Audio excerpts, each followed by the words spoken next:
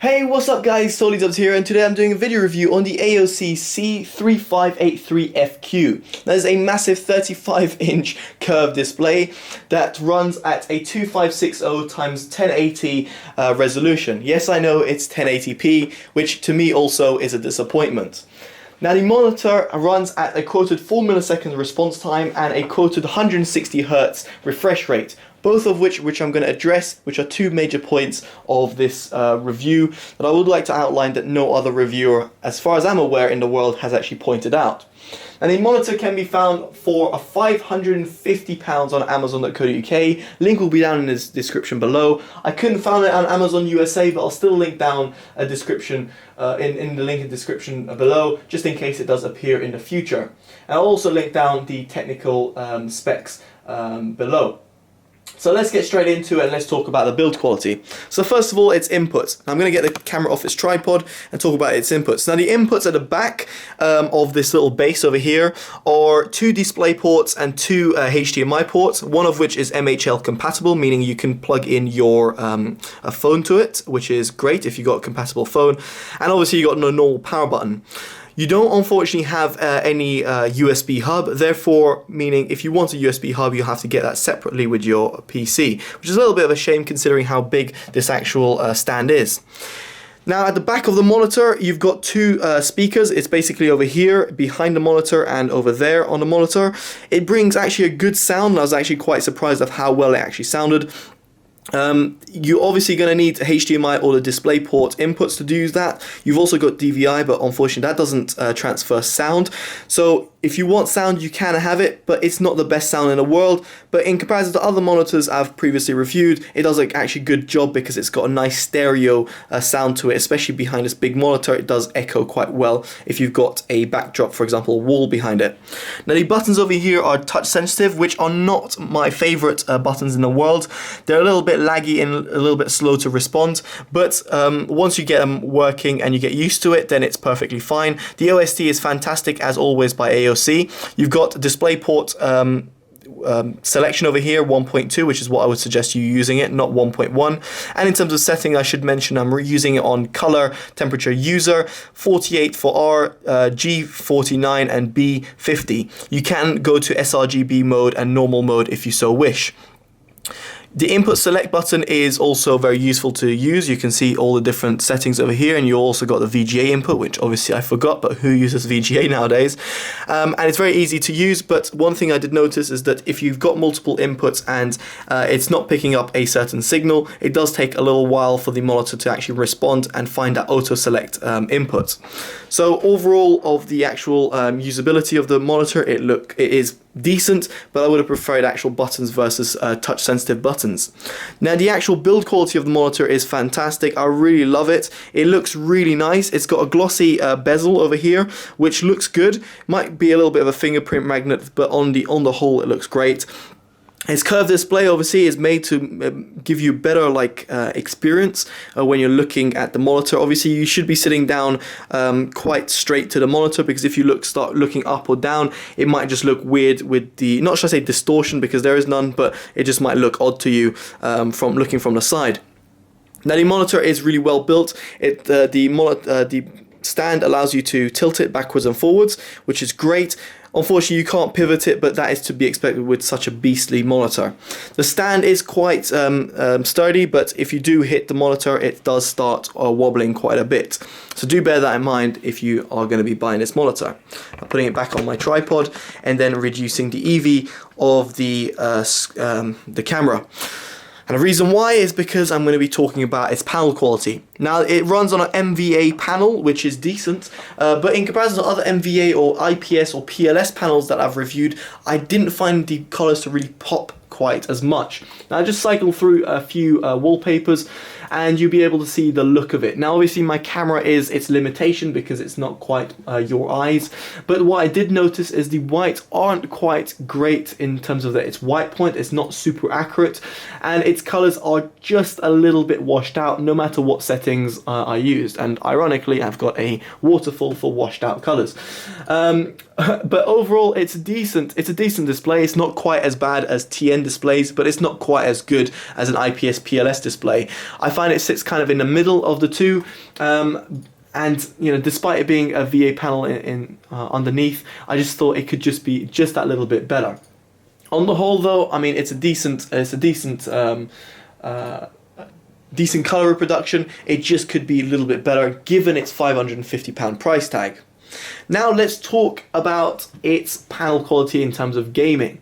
So this is a 160 Hertz monitor. However, what you'll be able to find over here is that it's actually a 144 Hertz monitor.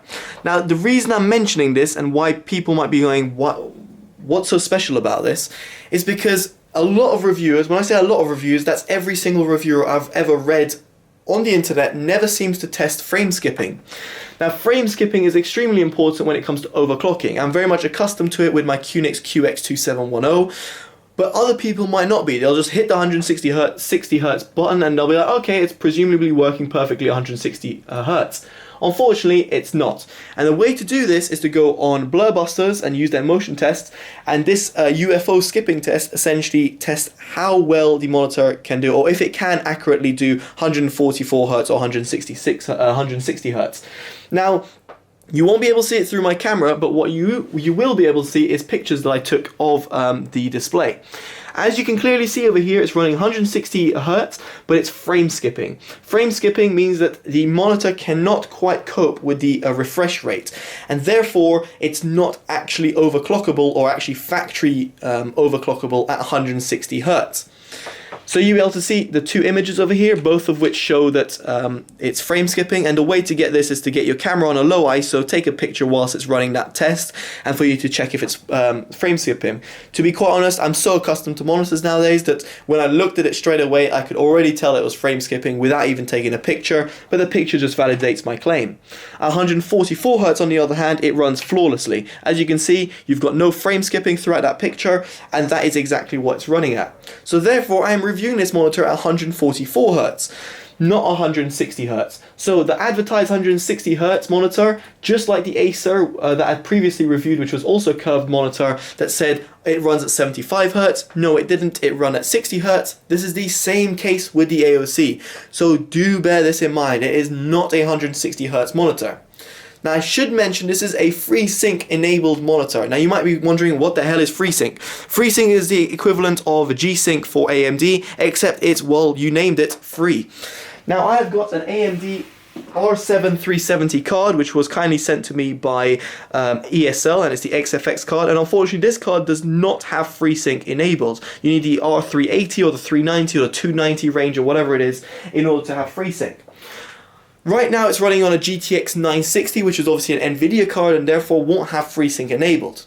So my guess is, based on the Acer review that I'd previously done, which is Acer Predator X something, you need a FreeSync enabled card in order to run 160 Hz on this monitor.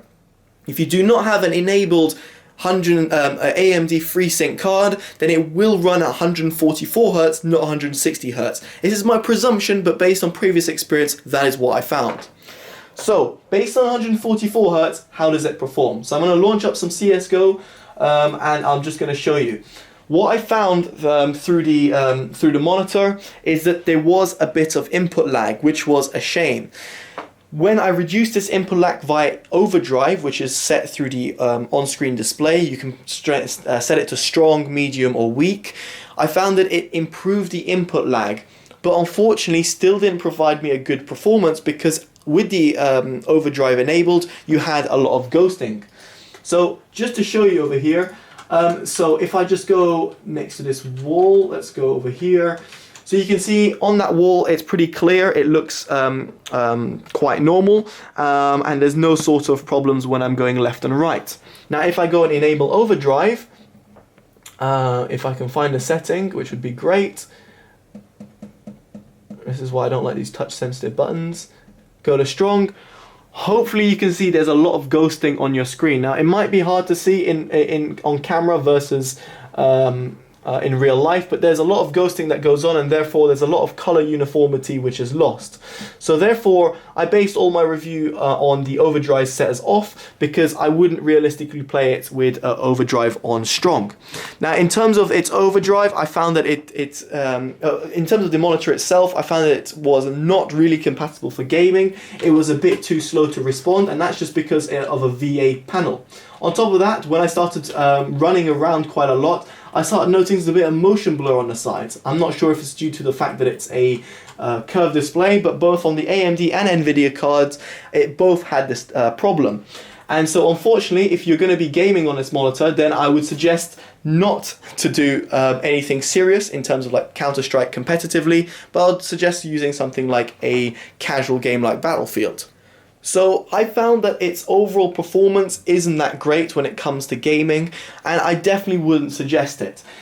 When it came to running around, as I said, there was that motion blur, but on top of that, I just didn't feel it responded really well in terms of its input lag. It just felt a little bit too slow, and even in comparison to an IPS 8 millisecond display, it just doesn't perform that well. And therefore, in terms of its gaming experience, it's not great, and neither it is in terms of its panel. So what is it good for? Well, going back to the monitor, I would have said that this monitor is good for a cinema experience, or sort of like looking at cool displays, that cool images or videos that can really benefit of the curved display. But other than that, I can't really suggest it. Its colors aren't that accurate for versus an IPS and PLS display. Its response time isn't as good as a TN display, or even top performing IPS PLS displays out there. And due to its input lag and its non-quoted refresh rate not being 160 Hz, but in fact being 144 Hz, I just can't see why someone would pay £550 for a 1080p 144 Hz curved display. It is curved and that looks great, but believe it, it's up to you to believe what you want, but in my opinion, I wouldn't game on it, neither would I actually use it, because I would much prefer a 2K display. That's my personal opinion, and therefore I cannot recommend the monitor, mainly because of its quoted refresh rate is wrong, and the colors aren't that great, so therefore it can't really appeal to anyone, in my opinion, because there's other displays out there which do a better job. Alright guys, hopefully you've enjoyed this review. Again, giving you free, independent, unbiased reviews as always. No one picked up on the 160 Hz problem on the internet, let alone the world. Well, anyway, that's the world. But hopefully this video was informative to you. If you like, make sure you give it a like, subscribe if you want to see more honest content, and definitely favorite and share this video, as it always helps. Let me know in the comments below what you think of the monitor and if you'd buy it or not. And anyway guys, I've been Totally Dubbed. Hopefully you've enjoyed this review. I know it's been a bit long, but I thought to cover everything in as much detail as I could. Alright guys, take care and bye bye.